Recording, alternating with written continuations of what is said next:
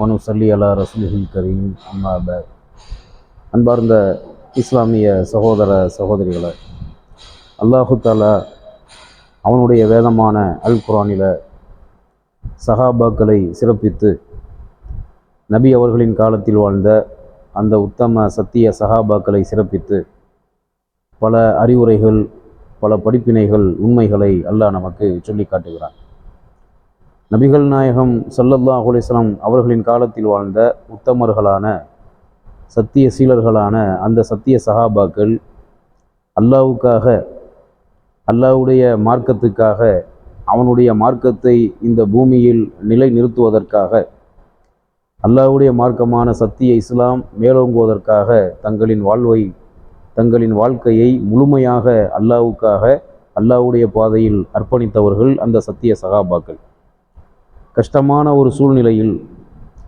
சிரமமான அல்லாஹ் அவர்களை சோதிக்கும் பொழுது, அல்லாஹ் சோதிக்கக்கூடிய எல்லா சோதனைகளையும் கஷ்டங்களையும் தாங்கி கொண்டு, சகித்து கொண்டு, பல கஷ்டங்களையும் பல இன்னல்களையும், அல்லாஹ் தரக்கூடிய பல சோதனைகளையும், அதிலும் குறிப்பாக இஸ்லாத்துக்கு எதிரான, அல்லாஹ்வுடைய மார்க்கமான சத்திய இஸ்லாத்துக்கு எதிராக இருக்கக்கூடிய சத்திய மார்க்கத்தின் எதிரிகளான அந்த குஃபார்கள், அந்த காஃபிர்கள், அவர்களின் மூலமாக வரக்கூடிய ஆபத்துகள், அச்சுறுத்தல்கள், மிரட்டல்கள், பலவிதமான எதிரிகளுடைய சதித்திட்டங்கள், சூழ்ச்சிகள், எதை பற்றியுமே கவலைப்படாமல் அல்லாஹ்வுக்காகவும் அவனுடைய மார்க்கமான சத்திய இஸ்லாத்திற்காகவும் எண்ணற்ற பல தியாகங்களை செய்து நபிகள் நாயகம் ஸல்லல்லாஹு அலைஹி வஸல்லம் அவர்களோடு, நபி அவர்களோடு பல்வேறு கஷ்டங்கள், சிரமங்கள், இன்னல்கள், துன்பங்களுக்கு மத்தியில் தங்களை அல்லாஹ்வுக்காக அப்படியே அர்ப்பணித்து அல்லாஹ்வுடைய பாதையில் யுத்தம் செய்து வந்தார்கள் அந்த சத்திய சஹாபாக்கள். அவர்களுடைய அந்த ஈமானிய உறுதியை பற்றி அல்லாஹ் குர்ஆனில் சிறப்பித்து சிலாகித்து பல உண்மைகள், படிப்பினைகளை அல்லாஹ் நமக்கு படிப்பினையாக சொல்லி காட்டுகிறான். அதில் திருக்குர்ஆனில் இருக்கக்கூடிய சூரா ஆல் இம்ரான், திருக்குர்ஆனில் இருக்கக்கூடிய 3வது சூறாவான சூரா ஆல் இம்ரானில் உள்ள 172, 173 ஆகிய 2 வசனங்களில் சஹாபாக்கள் அல்லாஹ்வுடைய நபி அவர்களோடு தங்களை அர்ப்பணித்து அல்லாஹ்வுடைய பாதையில் போரிட்ட, ஜிஹாது செய்த, அந்த போர்க்களத்தில் கலந்து கொண்டு அல்லாஹ்வுக்காக போர்க்களத்தில், அந்த யுத்த களத்தில் எதிரிகளை சந்தித்து, நேருக்கு நேராக சந்தித்து யுத்தத்திலே இறங்கிய அந்த சத்திய சஹாபாக்களின் வீரத்தையும், அவர்கள் நபி அவர்களோடு சேர்ந்து அல்லாஹ்வுக்காக, அல்லாஹ்வுடைய மார்க்கத்துக்காக ஜிஹாது செய்ததையும் யுத்தம் செய்ததையும் சிறப்பித்து அல்லாஹ் 172, 173 ஆகிய வசனத்தில் அல்லாஹ் குறிப்பிடுவதோடு, அவர்களின் ஈமானிய உறுதி, ஈமானிய பலம் எந்த அளவுக்கு இருந்தது என்பதை அல்லாஹ் நமக்கு படிப்பினையாக சொல்லி காட்டுறான்.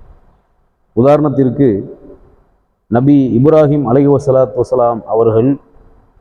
நெருப்பிலே தூக்கி வீசப்படும் போது சொன்ன ஒரு வார்த்தை. இப்ராஹிம் நபி அவர்கள் அல்லாஹ்வுக்காக சிலைகளை உடைத்தார்கள்.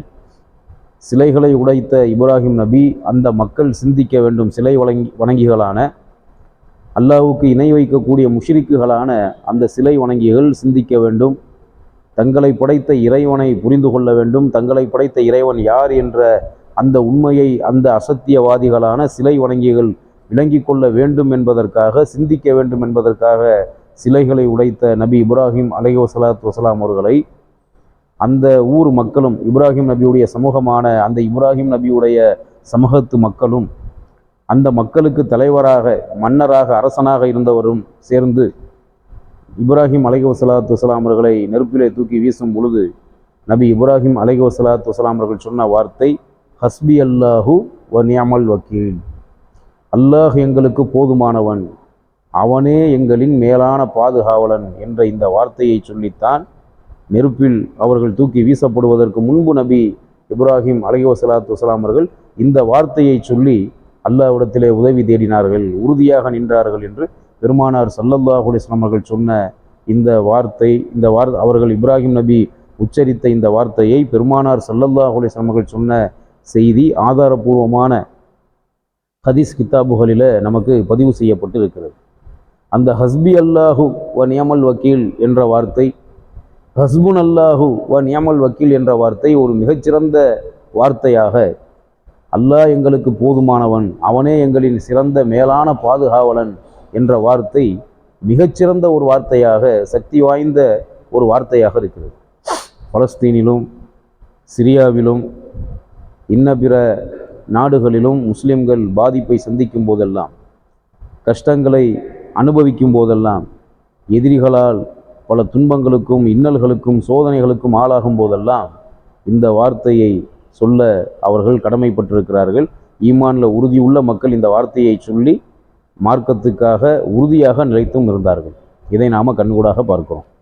அந்த 173வது வசனத்தில் அல்லாஹ் சொல்லுகிறான் சஹாபாக்களின் சிறப்பை பற்றி. சூரா ஆல் இம்ரானில்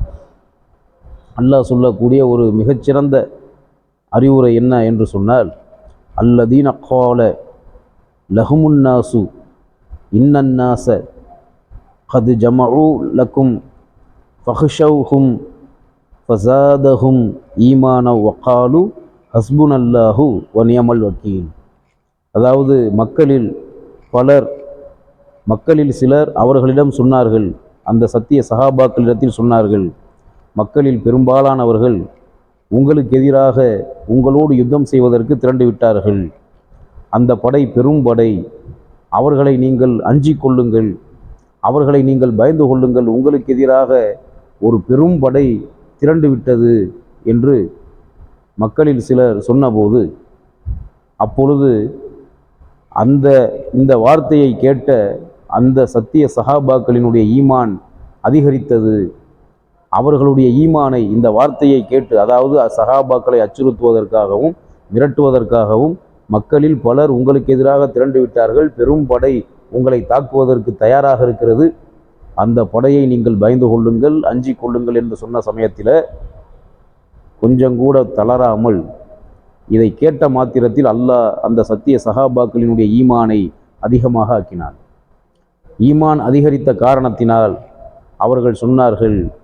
ஹஸ்புனல்லாஹு வநியமல் வக்கீல், அல்லாஹ் எங்களுக்கு போதுமானவன், அவனே எங்களின் மேலான பாதுகாவலன் என்று சொன்னார்கள். அப்போ இந்த வார்த்தை எவ்வளவு ஒரு அற்புதமான வார்த்தை என்பதை அல்லாஹு ரப்புல் ஆலமீன் இந்த வசனத்தில் நமக்கு படிப்பினையாக சொல்லி காட்டுகிறான். ஹஸ்புன் அல்லாஹு வநியமல் வக்கீல் என்ற வார்த்தை, ஹஸ்பி அல்லாஹு வநியமல் வக்கீல் என்ற வார்த்தை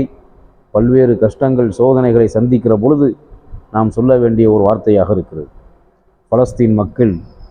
காசாவில் வாழ்ந்த மக்கள் அந்த பயங்கரவாத ஆக்கிரமிப்பு இஸ்ரேலால் கடுமையாக தாக்கப்பட்டு 20 மாதங்கள் கொடூரமான தாக்குதல் அந்த மக்களின் மீது தொடர்ந்து தொடுக்கப்பட்டது.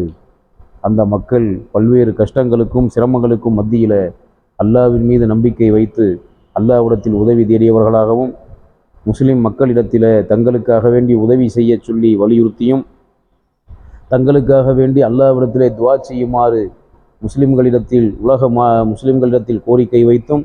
அந்த மக்கள் பல்வேறு கஷ்டங்களுக்கு மத்தியில் ஒவ்வொரு நாளும் இழப்புக்களை